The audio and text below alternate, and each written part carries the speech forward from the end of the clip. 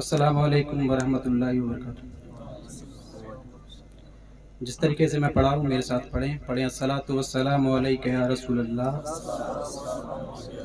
अस्सलातु वस्सलामु अलैका या नबी अल्लाह व अला आलिका व सहाबिका या नूर अल्लाह।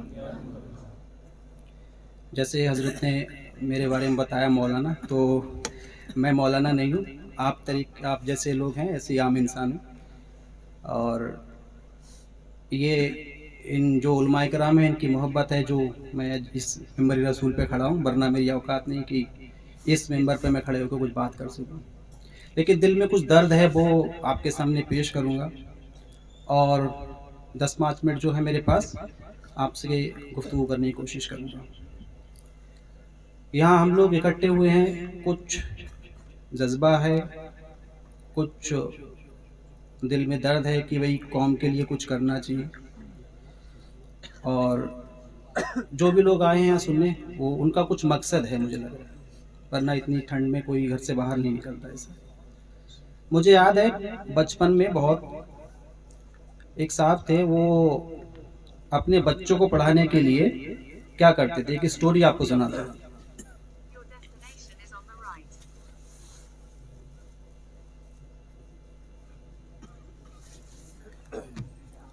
वो क्या करते थे बचपन में, मेरे बचपन की वो बता रहा हूँ, जब मैं बचपन में था तो अपने बच्चों को पढ़ाने के लिए वो पहले लैंप हुआ करता था, लैंप जानते हो ना, जिसमें मिट्टी का तेल केरोसिन डालते थे। तो मिट्टी का तेल उस लैंप में डाल के अपने बच्चों को पढ़ाते थे।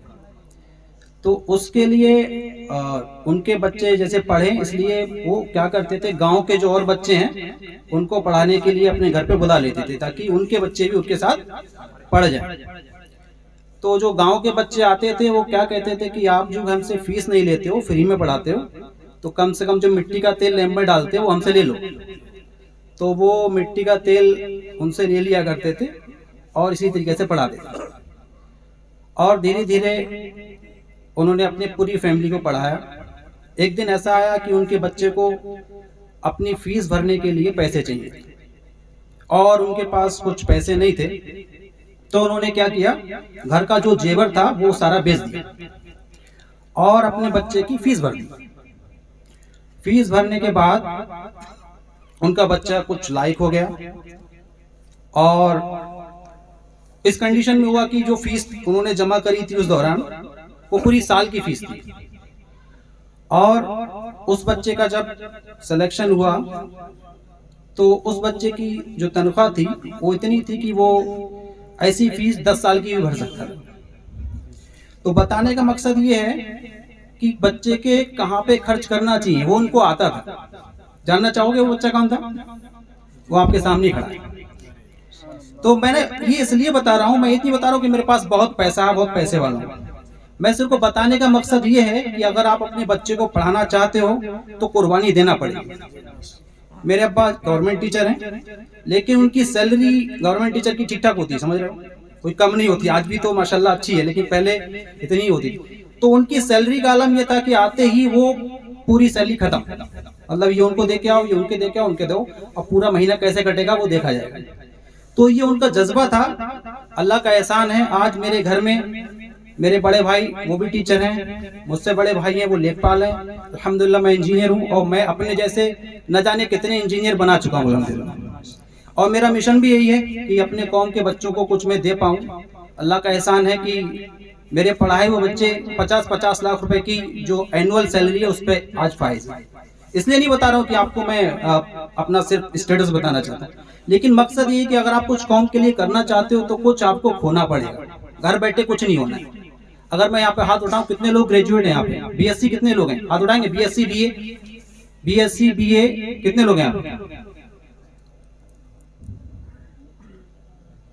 ग्रेजुएट कितने लोग हैं बीएससी बीए? हाँ, मुश्किल से 5-6, और मैं समझता हूँ यहाँ पे 100 से ज्यादा लाख आसपास होंगे। तो देखिए ये जो है ये आज की कंडीशन नहीं है। सच्चर कमेटी एक थी, अब से कई साल पहले, करीबन 15 साल पहले ये सच्चर कमेटी क्या होती है मुझे पता चला, उससे पहले बन चुकी थी। तो उसमें बताया गया कि मुसलमानों की जो कंडीशन है वो SC ST, समझते हो ना SC ST, मैं वो लफ्ज को नहीं लूंगा क्योंकि उसको बोलने से आजकल वो क्राइम एक्चुअली बोलना। तो अगर SC ST जो कौम है उससे नीचे थी उस वक्त, और आज का तौर वो है कि उससे भी हम बहुत नीचे चले गए। बोलने को बहुत तुरंत खा बन जाए कि हमारे पास ये है वो है, लेकिन हमारी कौम आज इतने निचले स्तर पे है आप सोच नहीं सकते। अब उसको उभारना कैसे है? उभारना, देखो यहाँ पे मैंने बताया ग्रेजुएट सिर्फ मुश्किल से 5 लोग इतने बड़े मजमे में। अगर आप सब लोग चाहो तो आप लोग भी पढ़ सकते हो, इस उम्र पे भी पढ़ सकते हो, और अपनी कौम को उठाना है ऊपर, तो सिर्फ एक ही तरीका है, वो है एजुकेशन। अगर आप एजुकेशन पे काम कर लोगे तो इंशाल्लाह आपकी नस्लें संवर जाएंगी, अदरवाइज हम लोग कहाँ खड़े होंगे कुछ नहीं पता। सच्चर कमेटी की एक रिपोर्ट का एक पॉइंट आपको बता दूं। सच्चर कमेटी में बताया गया कि 5% रेलवे के जो लोग हैं उसमें 5% ही सिर्फ मुसलमान हैं, और 5% में भी 95% लोग हैं 3rd क्लास वाले, 4th क्लास वाले, जो झाड़ू लगाने वाले। तो मतलब ये हुआ कि रेलवे में जो भी मुसलमान हैं वो ज्यादातर झाड़ू लगाने वाले हैं, बड़े पोस्ट पे हम लोग बहुत कम है। क्यों?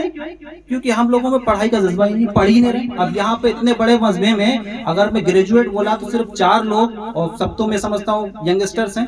BSc ज्यादातर कर लेना चाहिए इतने लोगों को, BSc है BA, लेकिन नहीं। तो उसका तरीका ये है कि हम लोगों को गाइडेंस किसी ने नहीं दिया कि पढ़ाई कैसे करना चाहिए। नवोदय स्कूल सुना है आपने किसी ने? नवोदय कितने लोगों ने सुना? हाथ उठाए जरा। नवोदय, माशाल्लाह। नवोदय स्कूल एक ऐसा है जिसमें आपको पढ़ाई के लिए पैसा ही नहीं देना है, और उल्टा वो आपको देते हैं, आपको कपड़े देंगे, खाने को देंगे। मेरे घर से 5 लोगों का सिलेक्शन नवोदय में, क्योंकि मेरे अब्बा जो है उनको पढ़ाई मतलब पढ़ाने का बड़ा जज्बा है, और मेरे गांव के अब तो हर साल एक दो नवोदय में आ ही जाते हैं। आपके गांव से कोई है नवोदय में पढ़ता है? कोई नहीं पढ़ता है। कितनी पॉपुलेशन है यहाँ पे? ठीक है, खैर जो भी, अगर आप चाहते हैं कि अपने बच्चों को पढ़ाएं तो उसके लिए आपको मर बनाना पड़ेगा और कुर्बानी देना पड़ेगी। खाली बनावटी ख्यालों से कुछ नहीं होता। दूसरी बात, आपको पढ़ाना है तो सिर्फ दुनिया ही नहीं है। एक हमारे बहुत करीबी है, मैंने देखा वो घर पे बैठ के अपने बच्चों को ऐसा बोल रहे थे कि ये बच्चे पैदा नहीं होते, मर जाते उससे अच्छा।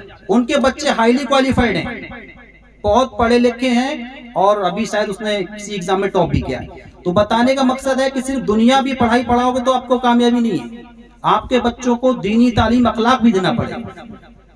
और दूसरी बात, पैसे से आप समझो कि पैसे से सब कुछ हो जाए, पैसा है मेरे पास अपने बच्चों को पढ़ा लूंगा, ये भी एक सोच गलत है। अगर आप अपने बच्चों को मॉनिटर नहीं करोगे, मतलब आपकी जगह है कहीं पड़ी हुई है खाली, तो उसको कौन कब्जा कर ले।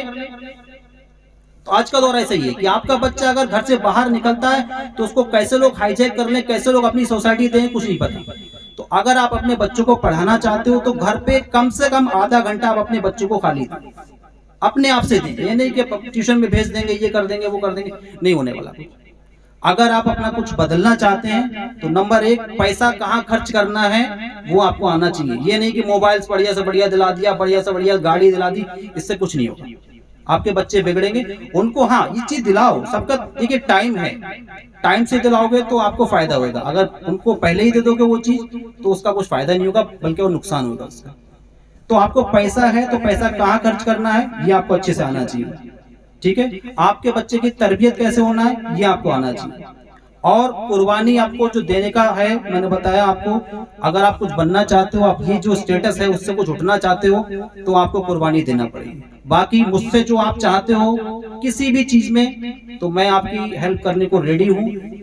इंस्पायर मत कैसे भी समझो, आप चाहो कि मेरे बच्चे को पढ़ाना है, पैसे नहीं है तो हम लोग आपको वो भी प्रोवाइड कर सकते हैं। आप चाहो कि यहाँ पे स्कूल नहीं है, स्कूल कायम करना है, तो हम वो भी कर सकते हैं, लेकिन वो होगा तभी आपके सपोर्ट से। सपोर्ट से मतलब अगर टीचर है, स्टूडेंट है, ठीक है, 2 लोग हैं, टीचर पढ़ाना चाहता है और स्टूडेंट पढ़ना नहीं चाहता, तो क्या होगा, रिजल्ट क्या आएगा, 0। ये मैं इसलिए बोला, BSc जो किए होंगे उन्हें मालूम है, एक फॉर्मूला होता है एंड कंडीशन। तो अगर दोनों लोग चाहेंगे, अगर स्टूडेंट पढ़ना चाहेगा, टीचर ही नहीं पढ़ाना चाहेगा, तो क्या होगा। और दोनों लोग ऐसे हैं, ना पढ़ना चाहता है ना कि पढ़ाना चाहता, तब भी बंडल। तो दोनों के लिए देखिए ऐसा है कि दोनों को जो टीचर है उसको भी एक जज्बा होना चाहिए कि मुझे कुछ देना है कौम को, और आप लोगों को भी ऐसा होना चाहिए कि हम अपनी कौम को कुछ सुधारना है, बच्चों को आगे बढ़ाना है, तो इंशाल्लाह कुछ काम बनेगा। इन्हीं लफ्जों के साथ मैं अपनी गुफ्तगू खत्म करता हूँ। अगर इस मजमे के बाद आप मिलना चाहें तो मिल सकते हैं, अपने लिए कुछ प्लान बनाना चाहते हैं तो आप मुलाकात कर सकते हैं इंशाल्लाह अल्लाह का एहसान से। एक स्कूल हमारा परसोना में चल रहा है, एक हाई स्कूल हमारे गांव के पास में राजपुर में चल रहा है, तीसरा स्कूल इंशाल्लाह 5 में नेक्स्ट ईयर से स्टार्ट हो जाएगा बरली कॉलोनी में। और अगर आप चाहते हैं कि आपके स्कूल में कुछ, आपके यहाँ कुछ ऐसा किया जाए जो दीन और दुनिया दोनों साथ साथ चले, तो आप जावेद भाई हैं यहाँ पे जो अभी मुझसे पहले बयान कर रहे थे, उनसे मुलाकात करिए, हमसे जो हो सकता है इंशाल्लाह हम करेंगे। अस्सलाम वालेकुम वरहमतुल्लाह।